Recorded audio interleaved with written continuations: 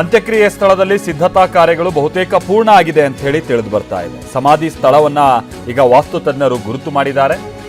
ಎಲ್ಲಿ ಸಮಾಧಿ ಮಾಡಿದ್ರೆ ಅನುಕೂಲ ಅಂತ ಹೇಳಿ ಜಮೀನಿನ ಪೂರ್ವ ದಿಕ್ಕಿನಲ್ಲಿ ಸಮಾಧಿ ಸ್ಥಳ ನಿಗದಿಯಾಗಿದೆ ಅಂತ ಹೇಳಿ ತಿಳಿದು ಬರ್ತಾ ಇದೆ. ಜಮೀನಿನ ಪೂರ್ವ ದಿಕ್ಕಿನಲ್ಲಿ ರಂಗನಾಥ ಸ್ವಾಮಿ ಬೆಟ್ಟದ ತಪ್ಪಲಿನಲ್ಲೇ ಅಂತ್ಯಕ್ರಿಯೆ ಮಾಡೋದು. ಇದು ಬಹುತೇಕ ನಿನ್ನೆನೆ ಡಿಸೈಡ್ ಆಗಿದ್ದಂಥ ವಿಷಯ. ಸಂಜೆ ನಂತರದಲ್ಲಿ ಅಂತ್ಯಕ್ರಿಯೆ ನಡೆಯುವಂತಹ ಸ್ಥಳ ಏನಿದೆಯಲ್ಲ ಆ ಸ್ಥಳವನ್ನ ಗುರುತು ಅಂದ್ರೆ ಜಮೀನಿದೆ, ಆದ್ರೆ ಆ ಜಮೀನಲ್ಲಿ ಎಲ್ಲಿ ಮಾಡಬೇಕು ಅನ್ನುವಂಥದ್ದು ಇದ್ದಂಥ ಪ್ರಶ್ನೆ.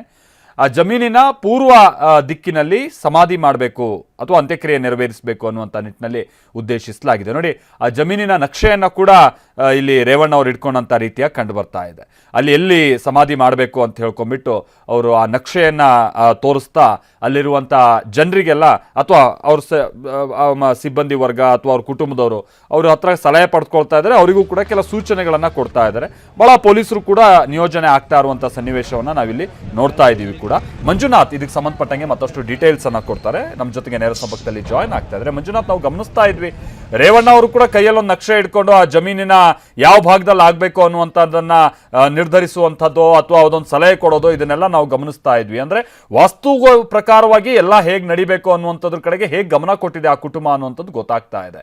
ನೀವೀಗ ಬಹುಶಃ ಅಂತ್ಯಕ್ರಿಯೆ ನಡೆಯುವಂಥ ಸ್ಥಳದಲ್ಲೇ ಇದ್ದೀರಾ ಅಂತ ಕಾಣಿಸುತ್ತಲ್ವಾ ಮಂಜುನಾಥ್? ಅಲ್ಲಿ ಏನು ವ್ಯವಸ್ಥೆ ಆಗ್ತಾ ಇದೆ, ಯಾವ ಭಾಗದಲ್ಲಿ ಅಲ್ಲಿ ಅಂತ್ಯಕ್ರಿಯೆ ಆಗೋದು ನಾಳೆ ನಮಗೆ ವಿವರಿಸ್ಬೋದಾ?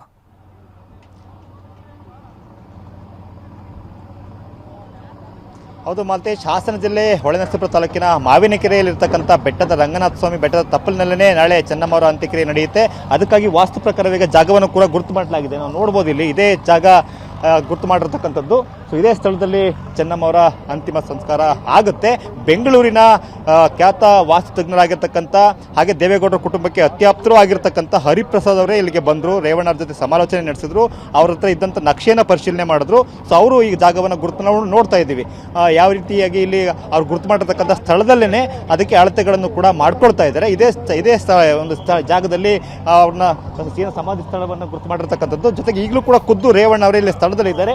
ಜ್ಯೋತಿಷಿ ಅವರು ಜೊತೆಗೆ ಬೆಂಗಳೂರಿನ ತಿರುಮಲಗಿರಿಯ ಏನು ಜೆ ಪಿ ನಗರದಲ್ಲಿರ್ತಕ್ಕಂಥ ತಿರುಮಲಗಿರಿ ಶ್ರೀ ಲಕ್ಷ್ಮೀ ವೆಂಕಟೇಶ್ವರ ಸ್ವಾಮಿ ದೇವಾಲಯ ಏನಿದೆ ಅಲ್ಲಿನ ಪ್ರಧಾನ ಅರ್ಚಕರು ಶ್ರೀ ಕಣ್ಣನ್ ಸ್ವಾಮಿ ಅವರು ಏನು ನೋಡ್ತಾ ಇದ್ದೀವಿ ಅವರೇ ಕಣ್ಣನ್ ಸ್ವಾಮಿ ಅವರು. ದೇವೇಗೌಡರ ಕುಟುಂಬದ ಯಾವುದೇ ಪೂಜಾ ಕಾರ್ಯಕ್ರಮಗಳಲ್ಲಿ ಯಾವುದೇ ಒಂದು ಧಾರ್ಮಿಕ ಕಾರ್ಯಕ್ರಮಗಳಿರಲಿ ಅವ್ರ ನೇತೃತ್ವದಲ್ಲಿ ಆಗ್ತಕ್ಕಂಥದ್ದು. ನಾಡಿನ ಅಂತಿಮ ವಿಧಿವಿಧಾನಗಳು ಕೂಡ ಅವರ ಸಮ್ಮುಖದಲ್ಲೇ ಆಗುತ್ತೆ. ಅವ್ರ ಜೊತೆ ಕೂಡ ರೇವಣ್ಣವರು ಈಗ ಇದೇ ಸ್ಥಳದಲ್ಲಿ ಕೂತ್ಕೊಂಡು ಚರ್ಚೆ ಮಾಡ್ತಾ ಇದ್ದಾರೆ. ನಾಳೆ ಬೆಳಿಗ್ಗೆ ಎಷ್ಟೊತ್ತಿಗೆ ವಿಧಿವಿಧಾನಗಳು ಆರಂಭ ಆಗಬೇಕು, ಏನೆಲ್ಲ ಕಾರ್ಯಗಳು ಆಗಬೇಕು ಅಂತೇಳಿ ಅವ್ರ ಜೊತೆ ಚರ್ಚೆ ಮಾಡ್ತಾ ಇದ್ದಾರೆ. ಜೊತೆಗೆ ಇದೇ ಸ್ಥಳದಲ್ಲಿ ಯಾರು ವಾಸ್ತು ತಜ್ಞರು ಬೆಂಗಳೂರಿಂದ ಬಂದಿದ್ರು ಹರಿಪ್ರಸಾದ್ ಅವರು ಕೂಡ ಇಲ್ಲೇ ಇದ್ದಾರೆ. ಅವರೇ ಜಾಗವನ್ನು ಗುರುತು ಮಾಡಿಕೊಟ್ಟಿರ್ತಕ್ಕಂಥ ಒಂದು ವಿಶಾಲವಾಗಿರ್ತಕ್ಕಂಥ ಪ್ರದೇಶ ಇದೆ. ಏನು ಮಾಲ್ತೇಶ್, ನಾವು ನೋಡ್ತಿದ್ವಿ ಬೆಳಿಗ್ಗೆ ನೋಡಿದಾಗ ಇಲ್ಲೆಲ್ಲವೂ ಕೂಡ ತೆಂಗಿನ ತೋಟ ಇತ್ತು. ಅದೆಲ್ಲವೂ ಕಂಪ್ಲೀಟ್ ಆಗಿ ತೆರವು ಮಾಡಿ ಇಲ್ಲಿಗ ಸಿದ್ಧತೆ ಕಾರ್ಯಗಳನ್ನು ಮಾಡ್ತಾ ಇದ್ದಾರೆ. ಜರ್ಮನ್ ಟೆಂಟ್ ಹಾಕ್ತಾ ಇದ್ದಾರೆ. ಯಾಕೆಂದ್ರೆ ನಾಳೆ ಇದು ಮಳೆಗಾಲ ಆಗಿದೆ, ಯಾವಾಗ ಬೇಕಿರೋ ಮಳೆ ಬರ್ಬೋದು. ಹಾಗಾಗಿ ಮಳೆ ಬಂದರೂ ಕೂಡ ತೊಂದರೆ ಆಗ್ಬಾರ್ದು ಅನ್ನೋ ಕಾರಣಕ್ಕೋಸ್ಕರ ಜರ್ಮನ್ ಟೆಂಟ್ ಹಾಕ್ತಾ ಇದ್ದಾರೆ. ಸುತ್ತಲೂ ಕೂಡ ಏನು ಬ್ಯಾರಿಕೇಡ್ ವ್ಯವಸ್ಥೆಗಳಿರ್ಬೋದು. ಸಹಸ್ರಾರು ಸಂಖ್ಯೆಯಲ್ಲಿ ಅಭಿಮಾನಿಗಳು, JDSನ ಪ್ರಮುಖ ಕಾರ್ಯಕರ್ತರುಗಳೆಲ್ಲರೂ ಕೂಡ ಬರ್ತಾರೆ. ಬಂದಾಗ ಯಾವುದೇ ನುಗ್ಗುಲಾಗುವ ಆಗಬಾರ್ದು ಅನ್ನೋ ಕಾರಣಕ್ಕೋಸ್ಕರ ಕೂಡ ಎಲ್ಲ ತಯಾರಿಗಳನ್ನು ಮಾಡಿಕೊಳ್ಳಲಾಗಿದೆ. ಮತ್ತು ಭಾಳ ಪ್ರಮುಖವಾಗಿ ಈ ವಿಶಾಲವಾಗಿರ್ತಕ್ಕಂಥ ಪ್ರದೇಶದ ಒಂದು ಮೂಲೆಯಲ್ಲಿ ಅಂದರೆ ಪೂರ್ವ ದಿಕ್ಕಿನ ಒಂದು ಪ್ರದೇಶದಲ್ಲಿ ಈ ಒಂದು ಜಾಗವನ್ನು ಗುರುತು ಮಾಡಲಾಗಿದೆ. ಅದು ವಾಸ್ತು ಪ್ರಕಾರವೇ ಅವರ ಆ ನಕ್ಷೆಯನ್ನು ನೋಡಿ, ಆದರೆ ಒಂದು ನಿರ್ದಿಷ್ಟವಾದ ಪ್ರದೇಶ ಇದೆ. ಆ ಪ್ರದೇಶದಲ್ಲಿ ಎಲ್ಲಿ ಆ ಒಂದು ಸಮಾಧಿ ಸ್ಥಳ ಇರಬೇಕು ಅಂತೇಳಿ ನಿಗದಿಯನ್ನು ಮಾಡಿದ್ರೆ ಆ ಸ್ಥಳವನ್ನು ಕೂಡ ರೇವಣ್ಣ ಅವರಿಗೆ ವಾಚ್ ಮಾಡ್ತಾರೆ, ನಾವು ಗಮನಿಸ್ಬೋದು. ರೇವಣ್ಣ ಅವರು ಬಿಕ್ಕಿ ಪ್ರತಿ ಕ್ಷಣಕ್ಕೂ ಕೂಡ ತಾಯಿಯನ್ನು ನೆನೆದು ಕಣ್ಣೀರಿಡ್ತಾ ಇದ್ದಾರೆ. ನಿನ್ನೆಯಿಂದನೂ ಕೂಡ ಅವ್ರ ದುಃಖ ಒಂದು ಸ್ವಲ್ಪವೂ ಕೂಡ ಕಡಿಮೆ ಆಗಿಲ್ಲ. ಅಷ್ಟು ಅಂದರೆ ತಾಯಿಯನ್ನು ಅಷ್ಟು ಹಚ್ಕೊಂಡಿದ್ರು HD ರೇವಣ್ಣ ಅವರು. ಚೆನ್ನಮ್ಮ ಅವರು ಕೂಡ ಅಷ್ಟೇ. ರೇವಣ್ಣ ಅವರು ಅಂತಂದರೆ ಭಾಳ ಹೆಚ್ಚು ಪ್ರೀತಿಯನ್ನು ಮಾಡ್ತಿದ್ದಂಥವ್ರು. ಹಾಗಾಗಿ ಅವರ ಅಗಲಿಕೆ ಸಹಜವಾಗಿಯೇ ರೇವಣ್ಣ ಅವರಿಗೆ ಸಾಕಷ್ಟು ಆಘಾತವನ್ನು ತಂದಿದೆ. ಅವ್ರು ಇನ್ನೂ ಕೂಡ ಅದರಿಂದ ಒಂದು ಸ್ವಲ್ಪವೂ ಕೂಡ ಹೊರಗಡೆ ಬರಲಿಕ್ಕೆ ಸಾಧ್ಯ ಇಲ್ಲ. ಯಾರೇ ಮಾತಾಡ್ಸಿದ್ರು ಕೂಡ ಅವ್ರ ಕಣ್ಣಲ್ಲಿ ಇಮಿಡಿಯೇಟ್ ಆಗಿ ನೀರು ಬರುತ್ತೆ, ಅಷ್ಟೊಂದು ಅವರು ದುಃಖ ತತ್ತರಾಗಿದ್ದಾರೆ. ಅದ್ರ ನಡುವೆ ಕೂಡ ನಾಳೆ ನಡೀತಕ್ಕಂಥ ಕಾರ್ಯಗಳ ಬಗ್ಗೆಯೂ ಕೂಡ ಅತ್ಯಂತ ಜವಾಬ್ದಾರಿಯಿಂದ ಆಸ್ಥೆಯಿಂದ ಎಲ್ಲೂ ಕೂಡ ವ್ಯತ್ಯಾಸ ಆಗಬಾರ್ದು.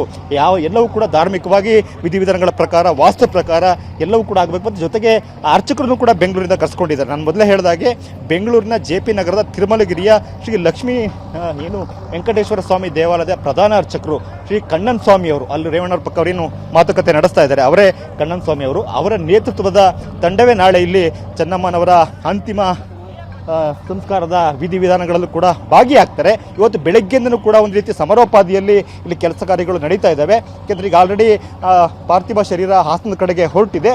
ಜೊತೆಗೆ ಸಂಜೆ ವೇಳೆಗೆ ಹೊಳೆನರಸೀಪುರಕ್ಕೆ ಪಾರ್ಥಿವ ಶರೀರ ಬರುತ್ತೆ. ಅಲ್ಲಿ ರೇವಣ್ಣ ಅವರ ನಿವಾಸದ ಎದುರು ಅಂತಿಮ ದರ್ಶನಕ್ಕೆ ಇಡಲಾಗುತ್ತೆ. ನಾಳೆ ಬೆಳಗ್ಗೆ 12 ಗಂಟೆವರೆಗೂ ಕೂಡ ಅಲ್ಲಿ ಸಾರ್ವಜನಿಕ ದರ್ಶನಕ್ಕೆ ಅವಕಾಶ ಮಾಡಿಕೊಡಲಾಗುತ್ತೆ. ಅಲ್ಲೂ ಕೂಡ ಬಿಗಿ ಭದ್ರತೆಯನ್ನು ವ್ಯವಸ್ಥೆ ಮಾಡಿಕೊಳ್ಳಲಾಗಿದೆ. ಜೊತೆಗೆ ಇಲ್ಲೂ ಕೂಡ ಹಾಸನ ಜಿಲ್ಲೆಯಲ್ಲಿ ಒಟ್ಟು ಈಗ 5 ಜನ ಎಸ್ಪಿಗಳು ಇಲ್ಲಿ ಬಂದಿದ್ದಾರೆ. ಅದು ಕೊಡಗು, ಮಂಡ್ಯ ಹಾಗೆ ಚಾಮರಾಜನಗರ ಸೇರಿದಂತೆ ಒಟ್ಟು 5 ಜನ ಎಸ್ಪಿಗಳು, 1000ಕ್ಕೂ ಹೆಚ್ಚು ಜನ ಪೊಲೀಸನ್ನು ಕೂಡ ಸಿಬ್ಬಂದಿಯನ್ನು ನಿಯೋಜನೆ ಮಾಡಲಾಗಿದೆ. ಅಂದರೆ ಯಾವುದೇ ನುಗ್ಗಲಾಗಬಾರ್ದು, ಯಾವುದೇ ಗೊಂದಲ ಆಗಬಾರ್ದು.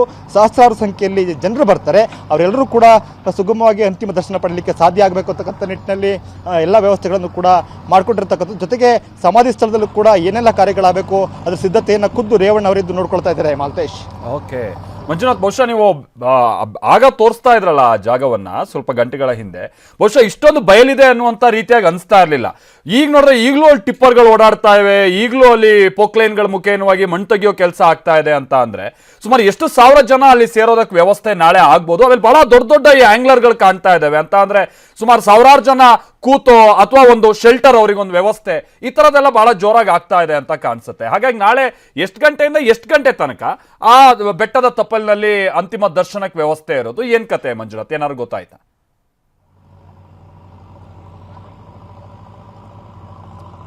ಹೌದು ಮಾಲ್ತೇಶ್, ಈಗ ನಾನು ಈ ಸ್ಥಳವನ್ನು ತೋರಿಸ್ತಾ ಹೋಗ್ತೀನಿ. ಯಾಕೆ ಈ ಸ್ಥಳವನ್ನು ಆಯ್ಕೆ ಮಾಡಿಕೊಳ್ಳಲಾಗಿದೆ ಅಂತೇಳಿ, ದೇವೇಗೌಡರ ಕುಟುಂಬ ಅಂತ ಹೇಳಿದ್ರೆ ಅತ್ಯಂತ ದೈವ ಭಕ್ತರು. ಇದೇ ಬೆಟ್ಟದ ರಂಗನಾಥ ಸ್ವಾಮಿ ದೇವಾಲಯ ಇರ್ತಕ್ಕಂಥದ್ದು ಮೇಲ್ಗಡೆ ನಾವು ಏನು ನೋಡ್ತಾ ಇದ್ದೀವಿ, ಅಲ್ಲಿ ಅದ್ರ ಪಕ್ಕದಲ್ಲೇ ಗೋಪುರ ಕಾಣುತ್ತೆ. ಗೋಪುರಕ್ಕೆ ಎದುರಾಗೇನೆ ಈ ಒಂದು ಸ್ಥಳವನ್ನು ನಿಗದಿ ಮಾಡಲಾಗಿದೆ. ಅಂದರೆ ದೇವರ ಸನ್ನಿಧಿಯ ಸಮೀಪವೇ ಇರಬೇಕು ಅಂತಕ್ಕಂಥ ಒಂದು ನಿಟ್ಟಿನಲ್ಲಿ ಈ ಒಂದು ಜಾಗವನ್ನು ಆಯ್ಕೆ ಮಾಡಿಕೊಳ್ಳಲಾಗಿದೆ. ನಾವು ಬೆಳಗ್ಗೆ ಬಂದು ನಾವು ಇಲ್ಲಿ ಸ್ಥಳದಲ್ಲಿ ತೋರಿಸಿದಾಗ ಕಂಪ್ಲೀಟ್ ಆಗಿ ಸುತ್ತವೂ ಕೂಡ ಗಿಡಗಂಟಿಗಳಿತ್ತು, ತೆಂಗಿನ ತೋಟ ಇತ್ತು. ಅದೆಲ್ಲವನ್ನ ಕೂಡ ತೆರವು ಮಾಡಿ ಈಗ ದೊಡ್ಡ ವಿಶಾಲವಾಗಿರ್ತಕ್ಕಂಥ ಒಂದು ಮೈದಾನವೇ ಇಲ್ಲಿ ಸೃಷ್ಟಿಯಾಗಿ ಹೋಗಿದೆ. 10,000 ಸಂಖ್ಯೆಯಲ್ಲಿ ಜನರು ಇಲ್ಲಿ ಬರ್ತಾರೆ. ಸುಮಾರು 5,000ರಿಂದ 6,000 ಚೇರ್ಗಳಿಗೆ ಆಲ್ರೆಡಿ ಬಂದಿದೆ. ಅಂದರೆ ಹಾಸನದಲ್ಲಿ ಅಂತಿಮ ದರ್ಶನ ನಡೀತಾ ಇದೆ, ಈಗ ನಡೆಯುತ್ತೆ.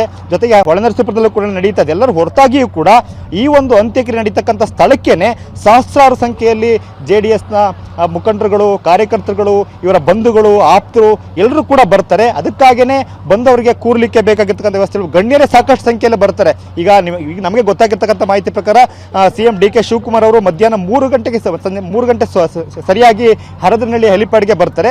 ಜೊತೆಗೆ ಕೇಂದ್ರ ಸಚಿವರಾಗಿರ್ತಕ್ಕಂಥ ಪ್ರಹ್ಲಾದ್ ಜೋಶಿ ಅವರು ಕೂಡ ಬರ್ತಿರ್ತಕ್ಕಂಥ ಮಾಹಿತಿ ಲಭ್ಯ ಆಗಿದೆ. ಹಾಗೆ ಅವರು ಒಳಗೊಂಡಂತೆ ಸಾಕಷ್ಟು ಗಣ್ಯರು ಕೂಡ ಬರ್ತಾರೆ. ಬಂದಾಗ ಎಲ್ಲರೂ ಕೂಡ ಕೂರ್ಲಿಕ್ಕೆ ಸರಿಯಾಗಿರ್ತಕ್ಕಂಥ ಆಸನ ವ್ಯವಸ್ಥೆಗಳಾಗಬೇಕು, ಧಾರ್ಮಿಕ ವಿಧಿವಿಧಾನಗಳೇನು ನಡೆಯುತ್ತೆ ಅದಕ್ಕೆ ನಿರ್ದಿಷ್ಟವಾದಂಥ ಸ್ಥಳ ಬೇಕು. ಹಾಗಾಗಿ ಎಲ್ಲದೂ ಕೂಡ ಪ್ರತ್ಯೇಕವಾಗಿ ಬ್ಯಾರಿಕೇಡನ್ನು ಹಾಕಿ ವ್ಯವಸ್ಥೆ ಮಾಡಿಕೊಡ್ತಾ ಯಾವುದೂ ಕೂಡ ಗೊಂದಲಗಳಾಗಬಾರದು. ಸಾರ್ವಜನಿಕರು ಒಂದು ಕಡೆ ಇರಬೇಕು, ಗಣ್ಯರು ಒಂದು ಕಡೆ ಇರಬೇಕು, ಕುಟುಂಬ ಸದಸ್ಯರು ಒಂದು ಕಡೆ ಇರಬೇಕು, ಧಾರ್ಮಿಕ ವಿಧಿವಿಧಾನಗಳು ಏನು ನಡೆಯುತ್ತೆ ಅದೆಲ್ಲವೂ ಕೂಡ ಒಂದು ಕಡೆ ನಡೀಬೇಕು. ಈ ರೀತಿ ಪ್ರತ್ಯೇಕವಾದ ಕಂಪಾರ್ಟ್ಮೆಂಟ್ಗಳ ರೀತಿಯಲ್ಲಿ ಮಾಡಿಕೊಂಡು ಅದಕ್ಕೆ ಬೇಕಾಗಿರ್ತಕ್ಕಂಥ ವ್ಯವಸ್ಥೆಗಳನ್ನು ಮಾಡಿಕೊಳ್ಳಲಾಗ್ತಾ ಇದೆ. ಜೊತೆಗೆ ಬೆಳಗ್ಗೆಯಿಂದನೂ ಕೂಡ ಬೆಳಗ್ಗೆ ಒಂದು 10:30 ಸುಮಾರಿಗೆ ರೇವಣ್ಣ ಅವರು ಸ್ಥಳಕ್ಕೆ ಬಂದರು. ನಡುವೆ 1 ಅವರ್ ಮನೆಗೆ ಹೋಗಿ ಬಂದಿದ್ಬಿಟ್ರೆ ಆವಾಗಿಂದ ಇವಾಗಿನವರೆಗೂ ಕೂಡ ತಮಗೆ ಬರ್ತಕ್ಕಂಥ ಫೋನ್ ಕಾಲ್ಗಳನ್ನ ಅಟೆಂಡ್ ಮಾಡಿಕೊಂಡು, ಜೊತೆಗೆ ಇಲ್ಲಿಗೆ ಸ್ಥಳಕ್ಕೇನೆ ಅರ್ಚಕರನ್ನ ಕರೆಸ್ಕೊಂಡು, ವಾಸ್ತುತಜ್ಞರನ್ನ ಕರೆಸ್ಕೊಂಡು ಸಮಾಲೋಚನೆ ನಡೆಸ್ತಾ ಏನೆಲ್ಲ ತಯಾರಿಗಳಾಗಬೇಕು, ಹೇಗೆ ಇಲ್ಲಿ ಸಿದ್ಧತಾ ಕಾರ್ಯಗಳಾಗಬೇಕು ಅಂತೇಳಿ ಖುದ್ದು ಇಲ್ಲಿ ಇದ್ಕೊಂಡು ಎಲ್ಲವನ್ನು ಕೂಡ ಉಸ್ತುವಾರಿ ನೋಡ್ಕೊಳ್ತಾ ಇದ್ದಾರೆ. ಜೊತೆಗೆ ಇದೇ ಸ್ಥಳಕ್ಕೆ DC ಅವರು ಕೂಡ ಬಂದಿದ್ರು, SP ಅವರು ಕೂಡ ಬಂದಿದ್ರು, IG ಅವರು ಕೂಡ ಬಂದಿದ್ರು. ಅವರು ಕೂಡ ಸಮಾಲೋಚನೆ ನಡೆಸ್ಕೊಂಡು ಹೋದರು. ಅಂದರೆ ಯಾವುದೇ ಕೂಡ ಸಣ್ಣ ಪುಟ್ಟ ಒಂದು ತೊಂದರೆಗಳು, ಲೋಪಗಳು ಕೂಡ ಆಗಬಾರ್ದು. ಆ ಒಂದು ನಿಟ್ಟಿನಲ್ಲಿ ಎಲ್ಲ ರೀತಿಯ ವ್ಯವಸ್ಥೆಗಳನ್ನು ಕೂಡ ಇಲ್ಲಿ ಮಾಡ್ಕೊಂಡು ಈಗ ಅಂತಿಮ ಹಂತದ ಸಿದ್ಧತೆಯನ್ನು ಪರಿಶೀಲನೆ ಮಾಡ್ತಿರ್ತಕ್ಕಂಥದ್ದು. ಮಲ್ತೇಶ್, ನಾವು ನೋಡ್ತೀವಿ ಈಗಲೂ ಕೂಡ ಅರ್ಚಕರ ಜೊತೆ ಸುದೀರ್ಘವಾಗಿ ಮಾತುಕತೆಯನ್ನು ರೇವಣ್ಣ ಅವರು ನಡೆಸ್ತಾ ಇದ್ದಾರೆ. ಅರ್ಚಕರು ಕೂಡ ಸಾಕಷ್ಟು ಒಂದಷ್ಟು ಮಾಹಿತಿಯನ್ನು ಅವರು ಕೊಡ್ತಾ ಇದ್ದಾರೆ. ವಾಸ್ತುತಜ್ಞರು ಕೂಡ ಅವ್ರ ಸಮ್ಮುಖದಲ್ಲೇ ಇದ್ದಾರೆ. ಎಲ್ಲವೂ ಕೂಡ ಬಹುತೇಕ ಸ್ಥಳ ನಿಗದಿಯಾಗಿದೆ. ಎಲ್ಲವೂ ಕೂಡ ಆಗಿದ್ರೂ ಕೂಡ ರೇವಣ್ಣ ಅವರ ಜೊತೆಗೆ ಒಂದಷ್ಟು ಸಮಾಲೋಚನೆ ನಡೆಸ್ತಕ್ಕಂಥದ್ದು, ಅಂತಿಮವಾಗಿ ಇನ್ನೆಲ್ಲ ಕಾರ್ಯಗಳಾಗಬೇಕು ಅಂತಕ್ಕಂಥ ಸೂಚನೆಗಳನ್ನು ಕೂಡ ಅರ್ಚಕರ ತಂಡ ಕೊಡ್ತಾ ಇರ್ತಕ್ಕಂಥದ್ದು. Maltesh. Okay, thank you Manjunath.